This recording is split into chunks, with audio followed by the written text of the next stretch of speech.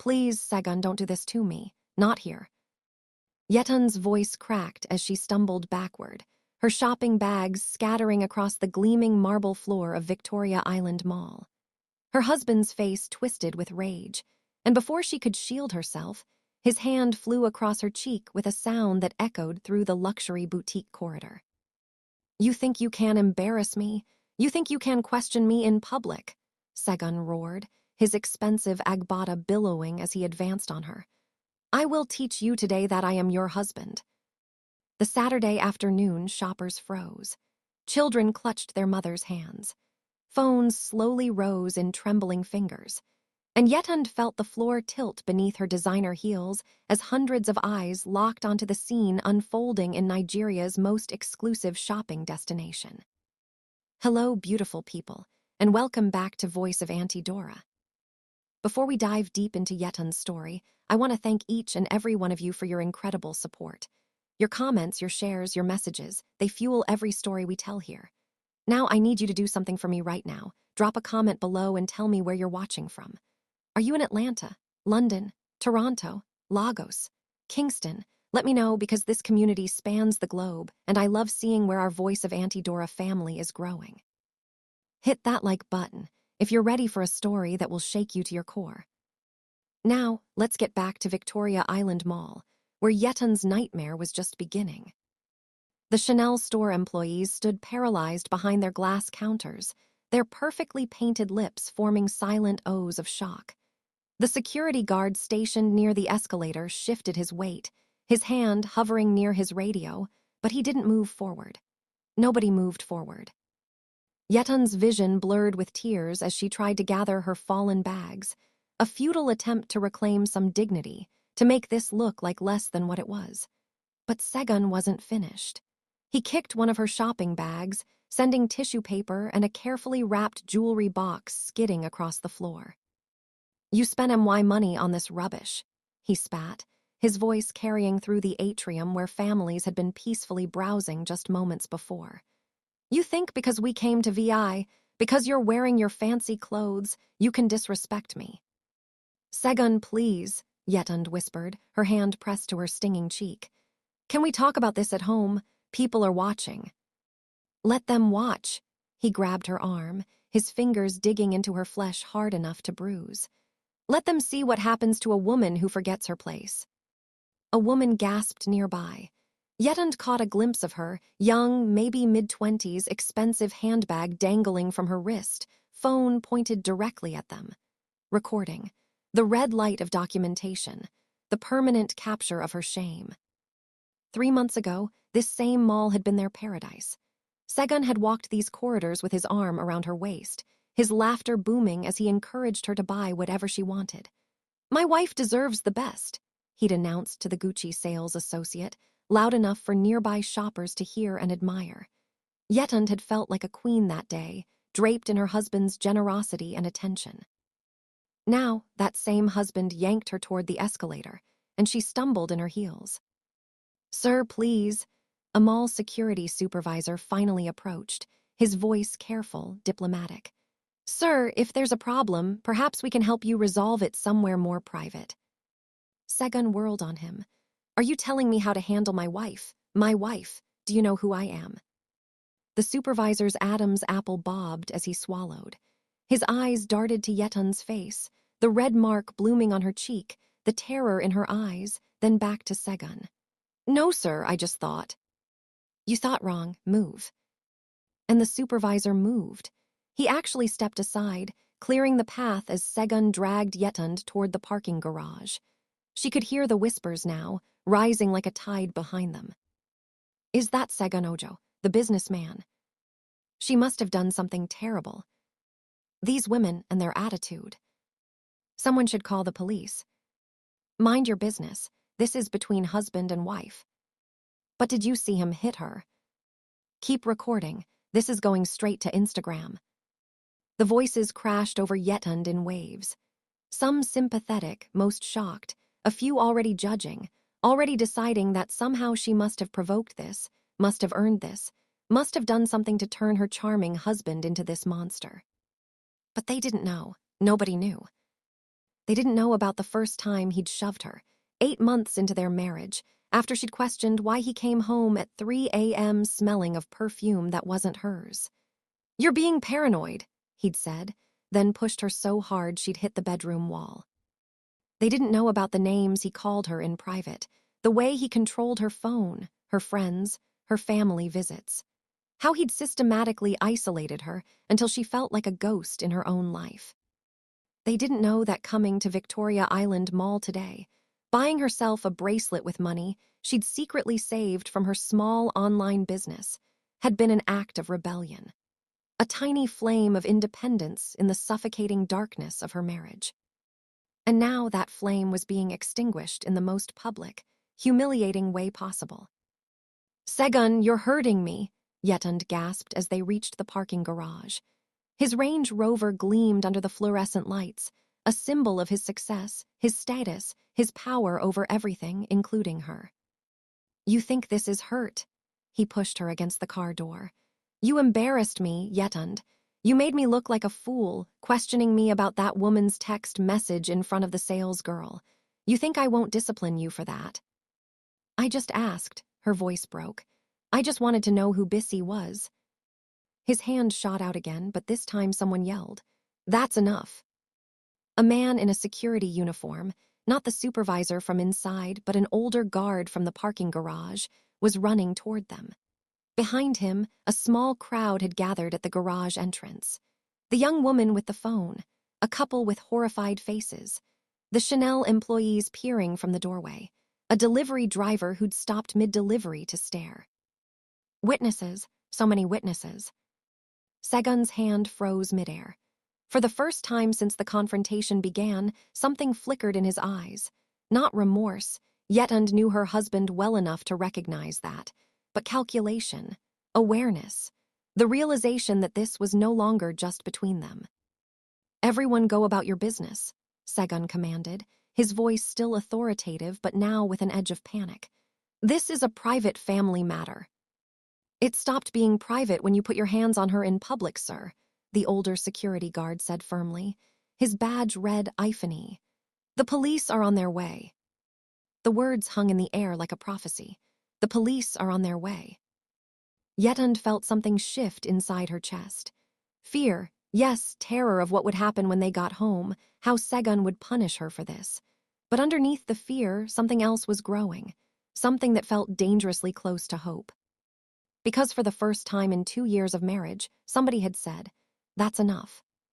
For the first time, somebody had seen, really seen, not the perfect couple at church, not the successful businessman and his beautiful wife, but the truth, the violence, the abuse hiding behind designer clothes and luxury cars. The young woman stepped forward, her phone still recording. "I have the whole thing on video," she announced clearly. "From when he first hit her inside the mall, everything." "Delete that." Segun lunged toward her, but Iphany blocked his path. "Sir, I need you to calm down, now." In the distance, sirens wailed, growing closer. The sound that would change everything. The sound that Yetund had both dreaded and desperately needed to hear for longer than she'd admitted to herself.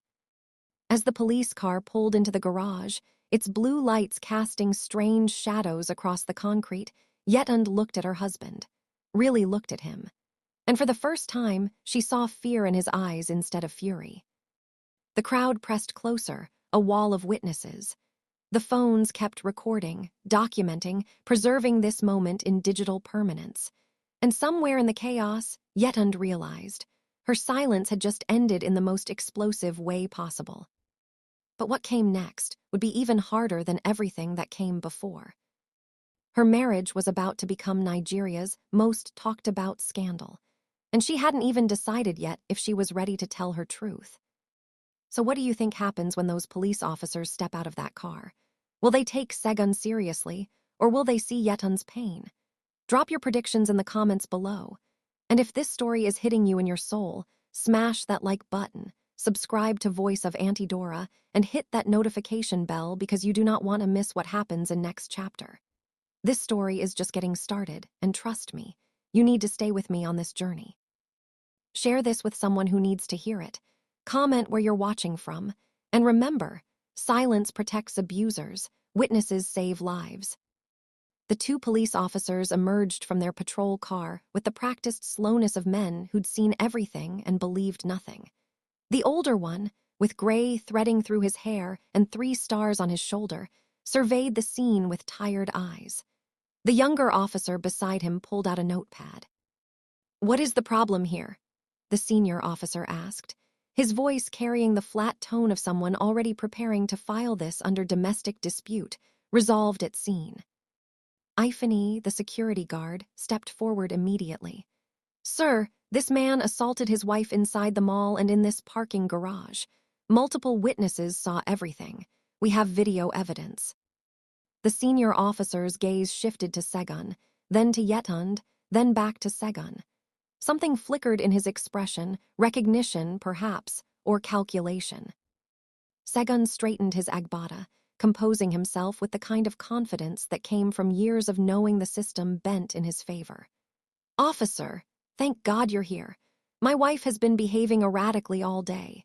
She's been under a lot of stress, and I was simply trying to get her home safely when these people interfered." "That's a lie." The young woman with the phone stepped forward, her voice sharp and clear. "I recorded everything. He hit her inside the mall, called her names, dragged her out here, and tried to hit her again. I have it all on video." "May I see your identification, sir?" the younger officer asked Segun, ignoring the young woman.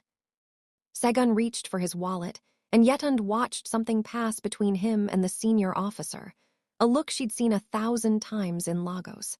The look of men who understood each other. Men who belonged to the same clubs, attended the same parties, protected each other's interests. "Segun Ojo," the senior officer read from the ID, and his eyebrows rose slightly. "Of Ojo Industries, the import-export business." "Yes, officer." Segun's voice was smoother now, dripping with the camaraderie of the powerful. "Look, this is just a misunderstanding. My wife and I had a disagreement, nothing more. You know how women can be when they're emotional." "I want to press charges," Yetund heard herself say. Her voice sounded strange to her own ears, stronger than she'd expected. "He assaulted me. These people saw it. I want to press charges." The senior officer finally looked at her directly, and what she saw in his eyes made her stomach drop. Pity, yes, but also dismissal. The kind of look that said, "This is between husband and wife. Why are you making this difficult?" "Madam," he said, his tone gentle but firm, "are you sure you want to go down this path? Press charges against your own husband. Think about what this will do to your family, your reputation." "Did you not hear her?" Ifany interrupted, his voice rising with frustration. "She said she wants to press charges. That is her right." "I'm talking to the madam," the senior officer snapped. Then, softer to Yetund, "Madam, why don't you and your husband go home and settle this matter privately? These things happen in marriage, with counseling, prayer." "No." Everyone turned. The young woman with the phone had moved closer, and now Yetund could see her more clearly. Mid-30s, not 20s as she'd first thought. Expensive but understated clothing. An air of authority that had nothing to do with age. "No," she repeated, looking directly at the senior officer. "You're going to take her statement. You're going to arrest him for assault. And you're going to do your job, officer." She glanced at his name tag, Officer Musa. Officer Musa's jaw tightened. "Madam, this is police business. I don't know who you are, but—" "I'm Falek Badmus. I'm an attorney specializing in domestic violence cases." She reached into her designer handbag and produced a business card with the speed of someone who'd done this many times before. "I work with the Women's Rights Legal Defense Initiative. And I'm informing you right now that if you attempt to dismiss this case or intimidate this victim, I will personally ensure that your supervisor, your station commander, and the Lagos State Commissioner of Police all receive copies of this video by morning." The parking garage went silent. Even Segun looked rattled. But Officer Musa wasn't finished. He took Falek's card, glanced at it, then turned to his younger colleague. "Emeka, go get the statement forms from the car." Then he turned to Yetund, and his voice dropped to something almost confidential. "Madam Yetund, You are sure this is what you want? Because once this starts, there is no going back. That's when Yetund realized. He knew her name. She hadn't introduced herself. Segun had only shown his ID, not hers. But Officer Musa had called her Yetund as if they'd met before, as if he knew exactly who she was. Her blood turned cold. "How do you know my name?" she whispered. Something passed over Officer Musa's face. Regret, maybe, at revealing too much. Segun's expression, however, transformed into something uglier, triumphant. "You didn't think I'd let you walk around Lagos without protection, did you, my dear wife?" Segun's voice was soft now, intimate, terrifying.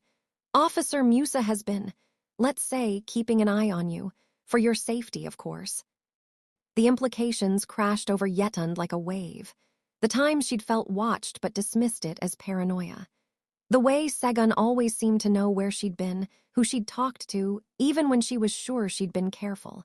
The police, or at least this officer, had been part of it, part of his control. "You had me followed," her voice broke. "You paid police to spy on me." "I paid for your protection," Segun shot back, his mask slipping again. "Because you're my wife, and I have every right to know where you are and what you're doing." "That's called stalking," Falek said flatly. She turned to Officer Musa. "And if you've been participating in the harassment and surveillance of this woman, you're not just looking at a reprimand. You're looking at criminal charges against a police officer. Imagine how that looks." Officer Musa's face had gone gray. His younger colleague returned with the forms, oblivious to the tension crackling through the air. "So here's what's going to happen," Falek continued, her voice razor-sharp. "You're going to take Mrs. Ojo's statement. You're going to arrest Mr. Ojo for assault. You're going to process this case properly. And tomorrow morning, I'm going to follow up personally to ensure everything was done by the book. Are we clear?" Before Officer Musa could respond, another voice cut through the garage. "Very clear." A third police vehicle had arrived, not a patrol car this time, but an unmarked sedan. A woman in plain clothes stepped out, her ID badge visible on her belt. She was older, maybe 50, with gray-streaked hair pulled into a neat bun and an expression that could freeze fire. "DPO Ngozi Okafor," she introduced herself, her voice carrying natural authority. "I got a call about a situation at Victoria Island Mall. Officer Musa, why does it look like you're debating whether to do your job?" Officer Musa snapped to attention. "Ma, I was just trying to." "Save it." DPO Okafor walked directly to Yetund. Her eyes were sharp but kind. "Mrs. Ojo, I'm the divisional police officer for this area. Do you want to press charges against your husband for assault?" Yetund looked at this woman, this unexpected savior, and felt something crack open inside her chest. Not just hope this time, but something fiercer. Something that felt like rage and relief mixed together. "Yes," she said clearly. "Yes, I want to press charges." "Then we'll take your statement, photograph your injuries, collect witness statements, and arrest your husband. He'll be detained until his arraignment." DPO Okafor turned to Segun. "Mr. Ojo, you're under arrest for assault. You have the right to remain silent. Anything you say can and will be used against you in court." "Do you know who I am?" Segun's voice rose in disbelief. "Do you know who my friends are? The commissioner himself." "The commissioner's wife is a friend of mine," DPO Okafor interrupted calmly. "We attend the same church, and just last Sunday she mentioned how tired she is of powerful men thinking they're above the law." She nodded to Officer Emeka. "Cuff him." The next few minutes passed in a blur. Segun, shouting threats and promises of lawyers and consequences as handcuffs clicked around his wrists. Falek providing her contact information and the video to DPO Okafor. Ifani giving his statement, his voice steady and clear. The Chanel employees who'd followed them down, speaking quietly about what they'd witnessed. And Yetund, sitting in the back of DPO Okafor's sedan, giving her statement in a voice that grew stronger with every word. Describing not just today, but everything. The shoving, the verbal abuse, the isolation, the control, the fear that had been her constant companion for 2 years. "Why didn't you report any of this before?" DPO Okafor asked gently. Yetund looked down at her hands, elegant hands with manicured nails and the large diamond wedding ring that suddenly felt like a shackle. Because I was afraid no one would believe me. He's Segun Ojo, successful businessman, respected church member, generous donor to police charities. She looked up, meeting the DPO's eyes. And because part of me believed what everyone would say, that I must have done something to deserve it, that I should try harder to be a better wife. And now, Yetund watched through the window as Segun was led to the patrol car, his designer Agbada dusty from the concrete, his carefully constructed image crumbling. Now I'm done trying to be the wife he wanted. I'm going to be the woman I need to be. DPO Akaffer smiled, a small, fierce smile. Good, because what happens next won't be easy. He'll hire expensive lawyers. His friends will put pressure on you to drop the charges. Your family might not understand. The media will have opinions. But if you're ready to stand firm, the law will stand with you. Falik appeared at the car window. Mrs. Ojo, I've documented everything. The video, the witness statements, photos of your injuries. This is going to trial, and with this evidence, you have a real case. She paused. But I need to ask you something. Are you safe? Do you have somewhere to go tonight? Because he'll be released on bail probably by tomorrow. The question hung in the air. Yetund hadn't thought beyond this moment. Their house, the beautiful Lekki home with its swimming pool and manicured gardens, suddenly felt like a trap waiting to spring shut. I don't know. My parents are in Ibadan, but if I show up like this, she touched her swollen cheek. My mother will say I should have been more submissive, that I provoked him. You're not going back to that house tonight, DPO Akaffer said firmly. And you're not going to anyone who will blame you. I know a safe shelter. It's private, secure, and they specialize in helping women in exactly your situation. A shelter? Yetund's voice wavered. Shelters were for poor women, desperate women, women with no options. Not for the wife of Segun Ojo, who lived in Lekki and shopped at Victoria Island Mall. Except now she was exactly that woman. Desperate, in need of safety, in need of shelter from the man who'd promised to love and protect her. Falik squeezed her hand through the car window. I'll check on you tomorrow. We'll start building your case properly. And Mrs. Ojo, what you did today, speaking up, pressing charges, it was brave. You might not feel brave right now, but you are. As DPO Akaffer started the car and pulled out of the parking garage, Yetund looked back one last time. The crowd was dispersing. The young people were still on their phones, probably already sharing the videos. The mall security was clearing the area. And in the patrol car behind them, Segun sat in handcuffs, staring straight ahead with an expression that promised this was far from over. Yetund's phone, still clutched in her trembling hand, began to buzz. Text messages flooding in, missed calls, WhatsApp notifications exploding. She unlocked the screen and her breath caught. The video was already online. Not just online, viral. Hundreds of shares in the past 30 minutes. Comments pouring in. Her name trending on Nigerian Twitter. Headlines already forming. Businessman Segun Ojo arrested after viral mall assault video. But it was the text message that appeared as she stared at her phone that made her blood run cold. From an unknown number. You think the police can protect you? You think a video can save you? I will destroy you for this. And when I'm done, you'll wish you'd kept your mouth shut. Your life as you know it is over. The message was unsigned, but Yetund knew exactly who sent it. And she knew he meant every word.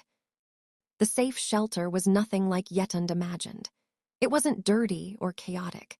It was a quiet compound in Surulur, hidden behind high walls and a security gate, with flowering bougainvillea and a small courtyard where children's toys sat abandoned in the evening light. You're safe here, the shelter coordinator, a woman named Yetund, the irony wasn't lost on her, said as she showed her to a small private room. We've had women from all walks of life pass through here. Doctors, teachers, businesswomen, even a senator's daughter once. Abuse doesn't check your bank account before it moves in. Yetund sat on the narrow bed, clean sheets, a single window with bars that felt both protective and imprisoning, and finally let herself cry. Not the silent tears she'd learned to shed in her marriage, but deep, shaking sobs that came from a place she'd kept locked away for too long. Her phone wouldn't stop buzzing. Against her better judgment, she opened Twitter. Second Ojo arrested was trending. Number 3 in Nigeria, climbing higher every minute. The video had been shared thousands of times. Multiple angles now. People had filmed from different spots in the mall, creating a horrifying montage of her worst moment from every perspective. The comments were a war zone. This is what happens when women don't respect their husbands. She probably provoked him. No excuse for putting hands on a woman. Lock him up. I know this guy. He donates to charities. There must be more to the story. She looks like she was cheating. You can tell by her face. Everyone defending him would change their tune if it was their daughter in that video. Why did she marry him if he's abusive? Women need to choose better. That mall security took too long to act. They're complicit. I hope she takes him for everything he's worth. Fake feminist propaganda. Men are the real victims. Praying for both of them. Marriage is hard. Marriage is hard. Did you see him hit her? Yetun's hands shook as she scrolled. Every opinion, every judgment, every analysis of her life by strangers who knew nothing about her. Her pain had become entertainment. Her trauma had become content. Her marriage had become a trending topic. Then her phone rang. Her mother. Yetund almost didn't answer. Almost. But some part of her, the daughter who'd once believed her mother would always protect her, couldn't let it ring. Yetund, what have you done? Her mother's voice was tight with distress. Your father and I saw the video. Everyone in Ibadan has seen it. The women at church are calling me nonstop. Our family name. Mama, he beat me. Yetund's voice cracked. In public, in front of children. He's been hurting me for months. And you think putting him in jail solves anything? You think embarrassing him publicly will make him love you more? Her mother's sigh carried the weight of generations. Yetund, marriage is not easy. Every woman faces challenges. But we endure. We pray. We make it work. We don't run to the police like we have no home training. He didn't just hit me once, Mama. He's been architected narrative escalation with unexpected victim revelations and bail complications. I need to continue with the mother's disappointing response, then show the fallout from multiple angles. Let me develop. Family pressure to drop charges. Social media continuing to explode. Segun's lawyer's PR team going into action. The unexpected twist that viewers won't see coming. For the twist, I'm thinking, maybe one of Segun's other victims comes forward, or someone from his business reveals corruption, or there's evidence of something bigger, or maybe the woman from the text, Bissy, appears with her own story. Actually, a good twist. Segun gets released on bail faster than expected, and his lawyers are already spinning the narrative. But then, multiple women start coming forward with their own stories about Segun. The video didn't just expose one incident, it opened the floodgates. Let me continue. Then you should have handled it better. You should have been smarter, more careful, not let it escalate to this point. Her mother was crying now, too. Do you know what people are saying? That you must have been cheating, that you were disrespecting him, that you wanted this attention. And now, with him in jail, who will take care of you? How will you survive? Mama, I have my business, I have. You have nothing. Everything you have, he gave you. The house, the cars, the life you've been living. And now you want to throw it all away because he lost his temper once. It wasn't once. Every marriage has problems, Yetund. Your father and I, we've had our moments. But I never ran to outsiders. I never shamed him publicly. And look at us now, 40 years married. Because I understood that marriage requires sacrifice, especially from the woman.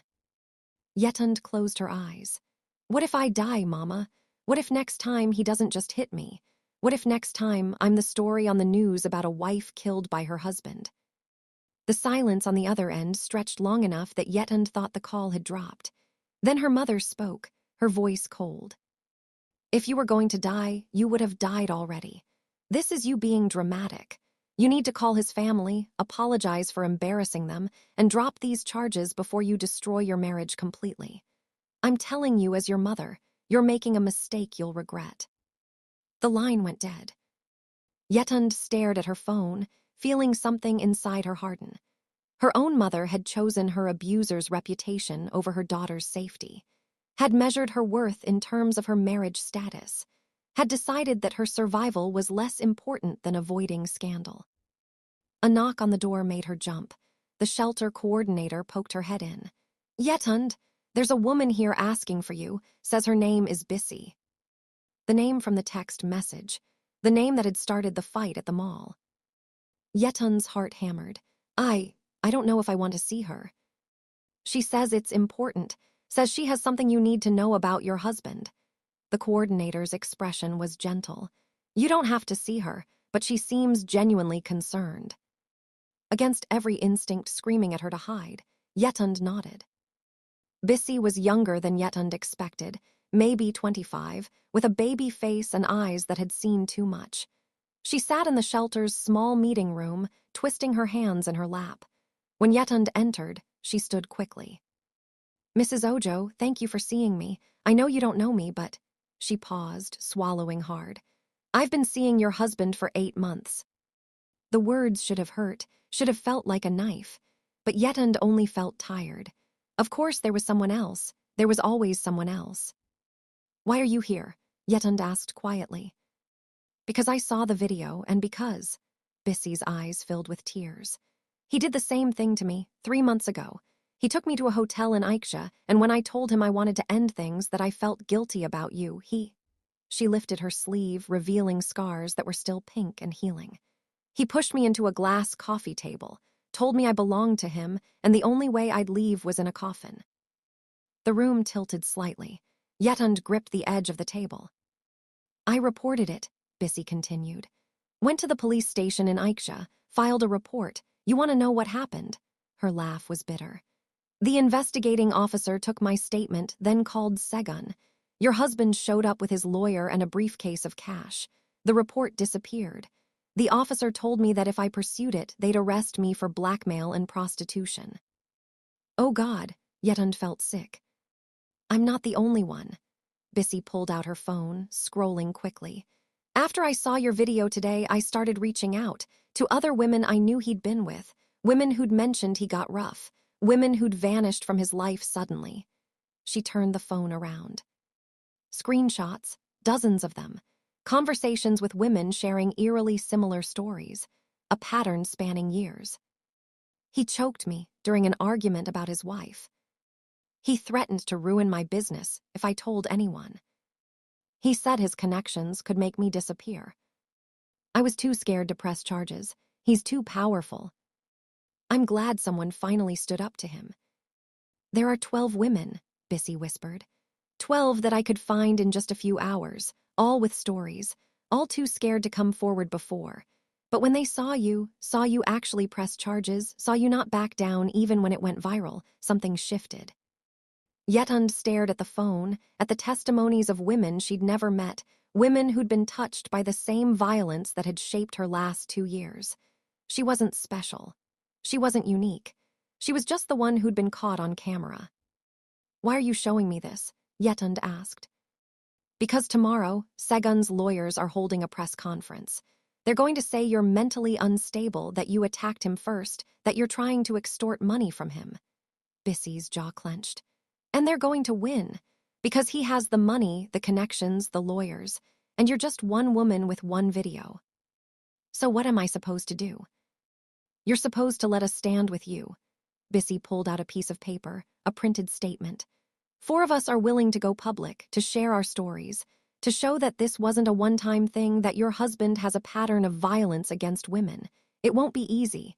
We'll be attacked, called liars, called worse things, but together—" She met Yetund's eyes. "Together, we're harder to dismiss." Yetund thought about her mother's words, about the comments online calling her a liar, a gold digger, an attention seeker, about how easy it would be for Segun's money and power to bury this, to bury her. Then she thought about the woman in the Chanel store, frozen in fear, about DPO Ockhafer's fierce smile, about Falik refusing to let the police dismiss her, about Ifany saying, "That's enough." About 12 women too scared to speak. "If we do this," Yetund said slowly.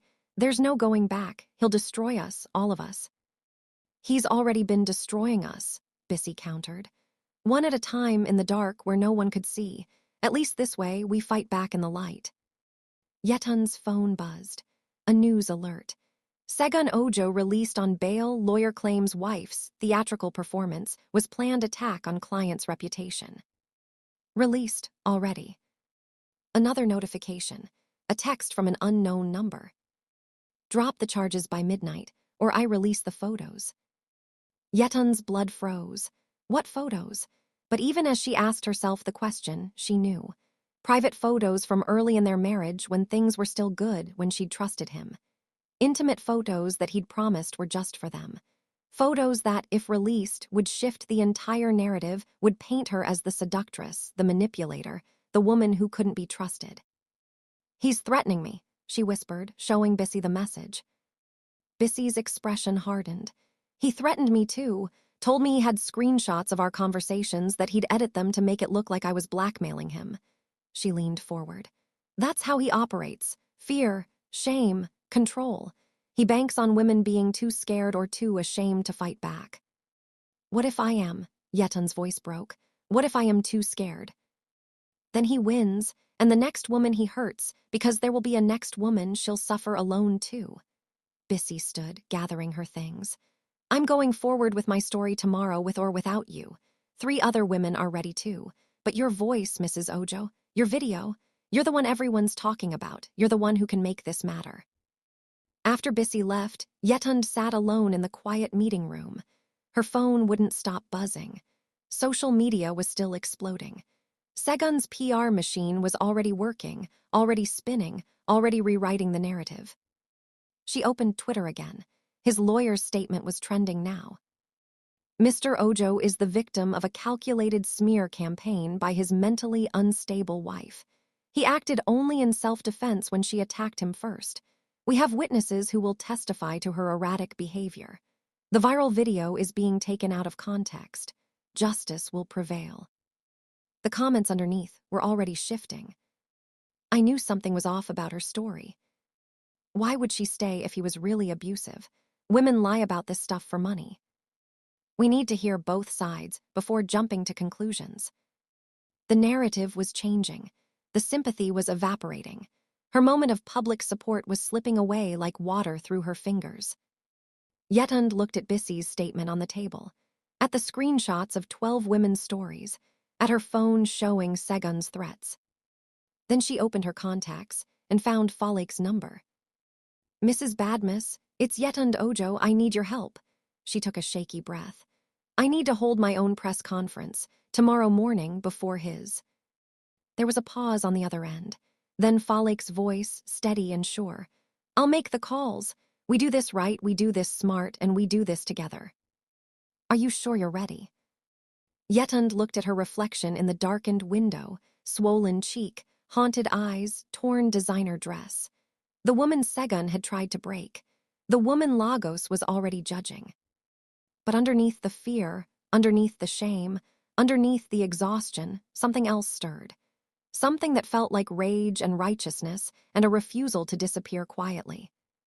I'm ready, she said, because if I don't fight now, I'll spend the rest of my life running. But what Yetund didn't know, what she couldn't possibly know as she hung up the phone and tried to sleep in that unfamiliar shelter bed, was that Segun wasn't just planning to discredit her. He was planning something far worse. And by the time the sun rose over Lagos, everything would change again. Would you stand up in front of the media and tell your truth, knowing your abuser's lawyers are ready to destroy you? What would you do in Yetund's position? Drop your honest answer in the comments below. If this chapter gave you chills, smash that like button. Subscribe to Stories by Tino and turn on all notifications because coming chapter is going to blow your mind. Trust me, you do not want to miss what Segun has planned.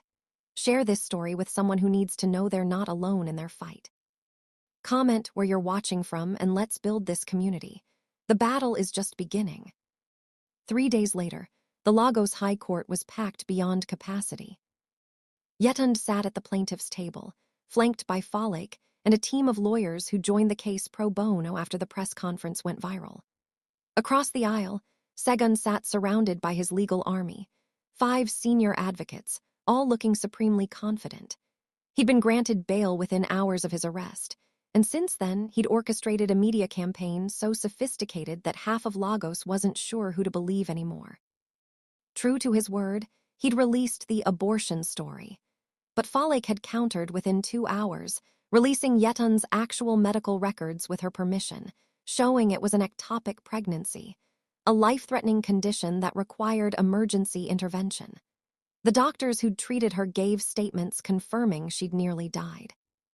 The public response had been mixed. Some people felt sympathy, others still condemned her.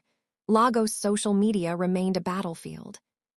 The theft charges had been quietly dropped after DPO Okafor's investigation revealed the bank transfers were fabricated, complete with digital fingerprints leading back to Segun's business partner, who'd cracked under questioning and admitted Segun had paid him to create false evidence. But the assault case remained, and it was this case that would determine everything. "All rise," the bailiff announced, the Honorable Justice Folashade Okonkwo presiding. The judge who entered was a woman in her 60s, her face carved with the kind of wisdom that came from decades of seeing humanity's worst and best. She surveyed the packed courtroom with sharp eyes before settling into her seat. "This court is in session. Case number LHC 2026442, the state versus Segun Ojo, charge of assault." The prosecution went first, laying out their case with methodical precision. The mall video, played on the courtroom screens, made several people gasp even though they'd all seen it online. Witness testimonies from Ifani, the security guard, from the Chanel employees, from the shoppers who'd recorded everything. Then Falek stood to present the pattern evidence. "Your Honor, we have documented testimony from 5 women showing that the defendant has a consistent history of violence against female partners. This was not an isolated incident. It is a pattern of behavior spanning nearly a decade." Segun's lead lawyer, Chief Akindel, immediately objected. "Your Honor, these women's testimonies are irrelevant to this case. They're unproven allegations being used to prejudice the court against my client. Furthermore, we have evidence that at least 2 of these women have received financial support from organizations with a feminist agenda." "Feminist agenda?" Falek's voice could have cut glass. "Is that what we're calling believing abuse victims now?" "Counsel will refrain from commentary," Justice Okonkwo said sharply. "However, Chief Akindel, the pattern evidence is admissible. It speaks to the defendant's character and establishes a history of similar conduct. Objection overruled. Continue, Mrs. Badmus." For 2 hours, the court heard testimony. Bissy described the hotel incident. Hawa showed her medical records from the fractured wrist. Zainab testified about the housemaid she'd seen being choked. Amatola presented evidence of financial manipulation and coercion. Then it was the defense's turn. Chief Akindel was masterful. He painted Yetund as an unstable woman who'd married above her station and couldn't handle the pressure. He produced the church counseling records, twisted into proof of mental instability. He called character witnesses, businessmen, politicians, even a retired general, all testifying to Segun's good character and charitable works. "Your Honor," Chief Akindel said smoothly, "my client is a pillar of this community. He employs over 200 Nigerians. He's donated millions to orphanages, hospitals, and churches. The video you've seen shows a man at the end of his rope, pushed beyond endurance by a wife who systematically provoked and antagonized him. Was his response perfect? No, but was it criminal assault? We maintain it was not. It was a regrettable loss of control by a man who has been nothing but generous and patient with a troubled spouse." Yetund watched the judge's face, trying to read her expression, but Justice Okonkwo gave nothing away. Then Chief Akindel called his surprise witness. "Your Honor, the defense calls Pastor Biodun Adelek." The courtroom murmured. Pastor Adelek took the stand with the confidence of a man accustomed to holding audiences captive. He testified about Yetund's spiritual disturbances, her rebellious spirit, her refusal to submit to godly authority. "In my professional opinion as a spiritual counselor," the pastor said solemnly. Sister Yetund has been influenced by demonic forces that caused her to provoke her husband repeatedly. Brother Segun is a victim of spiritual warfare being waged against godly men and traditional marriage values. The judge's expression flickered, just for a moment, with something that might have been discussed, but she simply nodded. Thank you, Pastor Adelek, you may step down. As the pastor returned to his seat, looking smugly satisfied, there was a commotion at the back of the courtroom. The doors opened, and an elderly man entered, leaning heavily on a cane. He was well-dressed, distinguished-looking, with white hair and a face that commanded respect. Falik stood immediately, surprise clear on her face. Your Honor, may we have a brief recess? Who is that? Justice Okonkwo asked. The elderly man spoke, his voice carrying through the courtroom despite his age.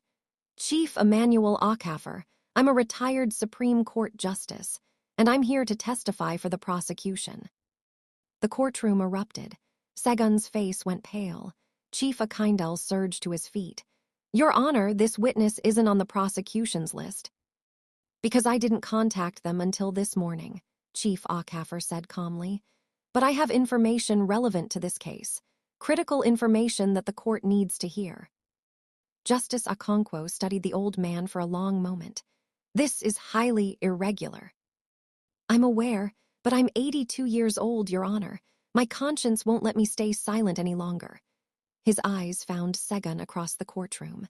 Not when I watched this man terrorize my own daughter. The silence that fell was absolute. Your Honor, Chief Okafor continued, Segun Ojo and I have known each other for 30 years. Our families are connected through business and social circles. My daughter, Chiamaka, dated him when she was 23 years old. That was 14 years ago. He pulled a folder from his coat pocket. Last week, when she saw the Victoria Island Mall video, my daughter finally told me what happened during their relationship. Mr. Ojo was violent, controlling, abusive. On 3 separate occasions, she came home with bruises she tried to hide. When I asked, she made excuses, said she'd fallen, walked into a door, been clumsy. His voice broke slightly. I believed her because I didn't want to see the truth, because Segun came from a good family, because he was successful and charming and I thought he'd be a good match for my daughter. I failed her. Segun's lawyers were on their feet, objecting frantically, but Justice Okonkwo silenced them with a raised hand. Mr. Ojo convinced my daughter to end our relationship when she finally tried to leave him, Chief Okafor continued. He isolated her, just like these other women have described.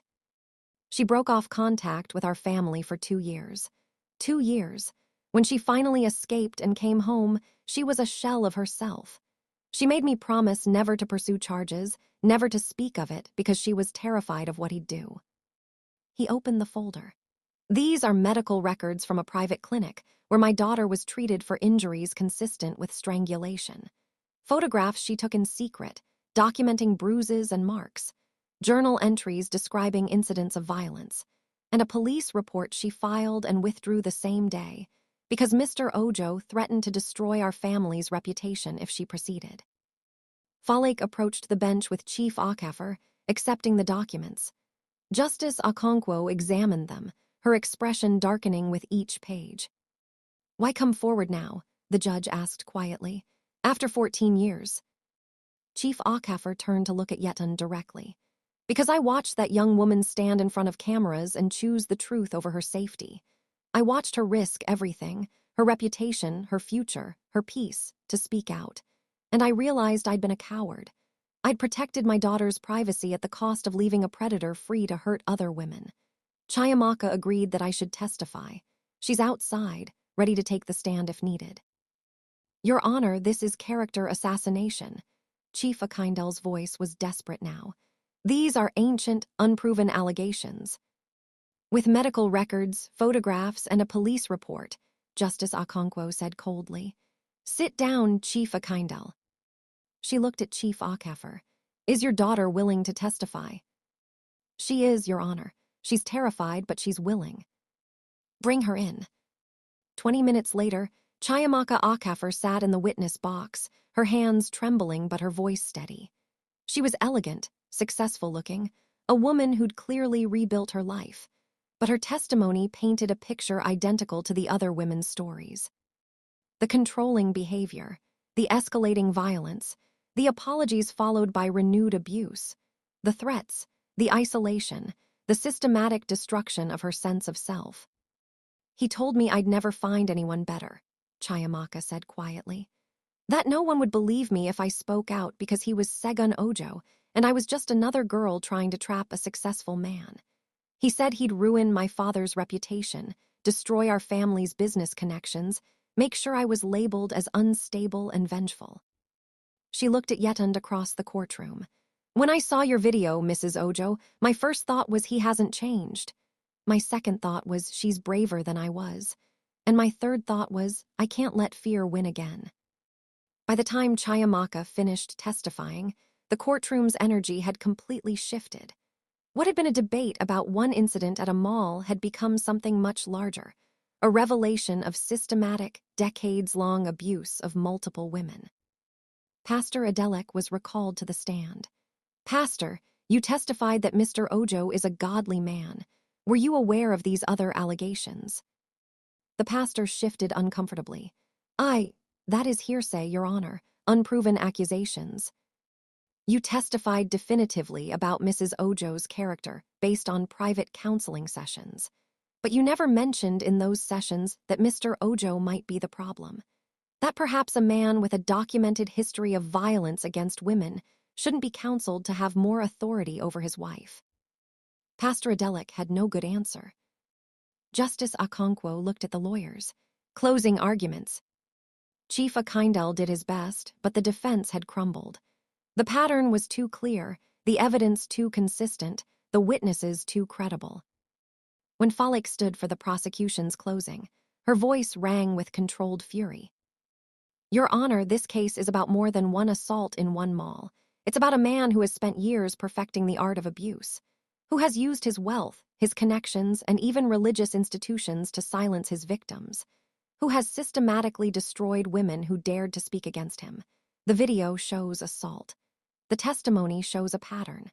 The evidence shows a predator. Justice demands accountability." Justice Okonkwo reviewed her notes. The courtroom held its collective breath. "Mr. Ojo, stand." Segun stood, his expensive suit perfectly pressed, but his face had lost its confident mask. "I've presided over many cases in my career," Justice Okonkwo said. "I've seen evil dressed in many forms, but few things disgust me more than powerful men who use that power to terrorize women, then hide behind respectability when held accountable." She looked at the evidence spread before her.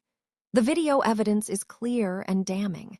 The witness testimonies establish a pattern of violent behavior. The additional evidence shows systematic abuse, intimidation, and manipulation spanning years. This court finds the defendant guilty of assault against Mrs. Yetund Ojo. The courtroom erupted. Segun's lawyers immediately began objecting, but Justice Okonkwo wasn't finished. "Furthermore, I'm ordering a full investigation into the defendant's threats and intimidation of witnesses in this case. The evidence of coordinated harassment, job terminations, and blackmail will be referred to the police for additional charges. Mr. Ojo, you are sentenced to 2 years imprisonment, eligible for parole after 18 months, and mandatory counseling for domestic violence offenders." "Your Honor, we will appeal," Chief Akindele began. "You may appeal, but Mr. Ojo will remain in custody pending that appeal. Bail is denied. This court has seen too many cases where wealthy defendants flee justice." She fixed Segun with a steel gaze. "You used your power to hurt vulnerable women. You used intimidation to silence them. You even weaponized faith to justify your violence. This court will not allow you to use money to escape consequences. Remand him." As officers moved to take Segun into custody, he finally showed his true face. The mask dropped completely. "You'll regret this," he shouted at Yetund. "All of you, you think you've won. I'll appeal. I'll fight this until—" "Until what?"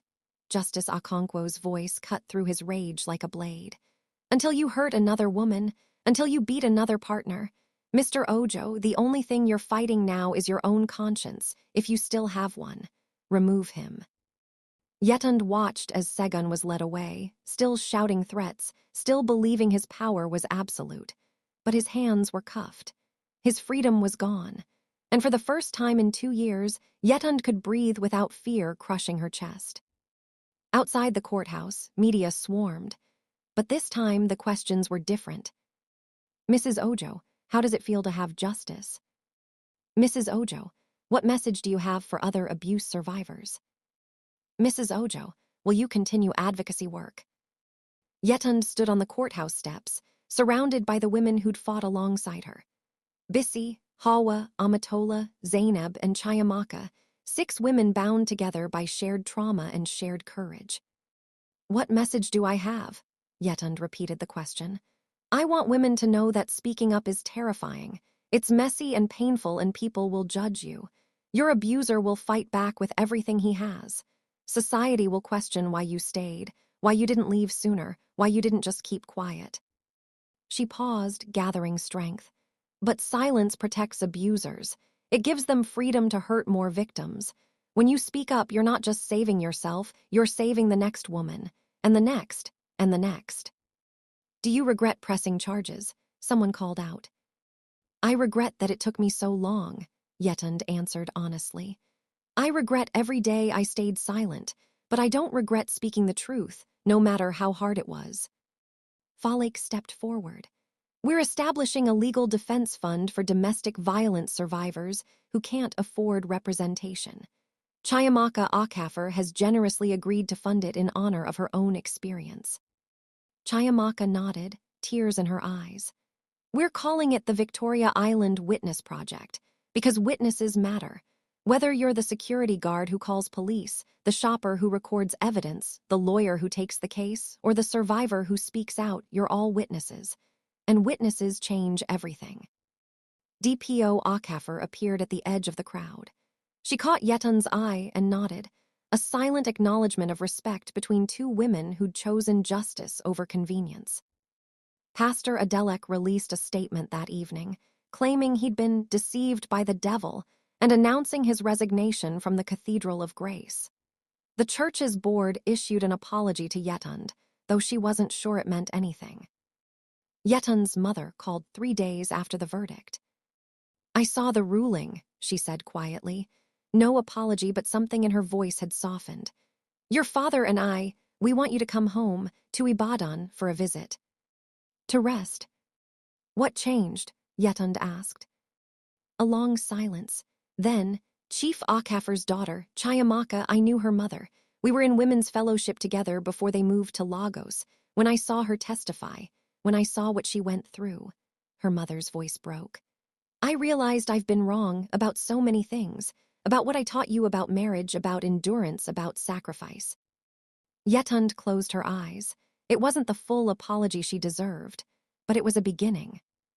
6 months later, Yetund stood in the same Victoria Island mall where her nightmare had become public.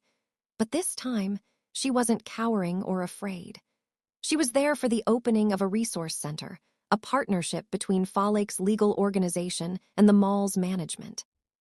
The Victoria Island Witness Resource Center, the banner read, supporting survivors, training bystanders, changing lives. Ifani, the security guard, was the center's first employee, hired to train other security personnel on how to intervene safely in domestic violence situations. The young woman who'd recorded the video, whose name, Yetund learned, was Titileo, spoke at the opening ceremony. I've replayed that day in my mind 1,000 times, wondering if I did the right thing. Recording someone's trauma and putting it online, it felt invasive. But Mrs. Ojo told me that video saved her life. Because without it, without witnesses, it would have been her word against his. And in Lagos, power usually wins. She looked at the crowd gathered for the ceremony. So if you see something, don't just record it. Don't just share it. Intervene safely. Call for help. Be a witness that matters. Yetund's online business, which she'd kept running during the trial, rebuilding slowly, had grown into something bigger. She now employed 3 of the women who'd testified, Bissi, Amatola, and Hawa. Together, they'd created a network supporting domestic violence survivors with job opportunities, safe housing connections, and legal resources. Segun's appeal was denied. His business empire crumbled when his partners distanced themselves. His assets were being liquidated to pay court-ordered restitution to his victims, including Yetund, who donated her portion to the Witness Project. On the one-year anniversary of the mall incident, Yetund returned to the exact spot where Segun had hit her. The floor had been cleaned, polished, restored. No evidence remained of what had happened there. But she remained, changed, scarred, stronger. She placed a small plaque on the ground, approved by mall management. It read, "On this spot, witnesses chose courage over silence. May we all be that brave." A little girl, maybe 8 years old, approached the plaque with her mother. "Mama, what does it mean?" Her mother knelt down, reading the words. "It means that when we see someone being hurt, we shouldn't look away. We should help, because that's what good people do." The little girl nodded solemnly.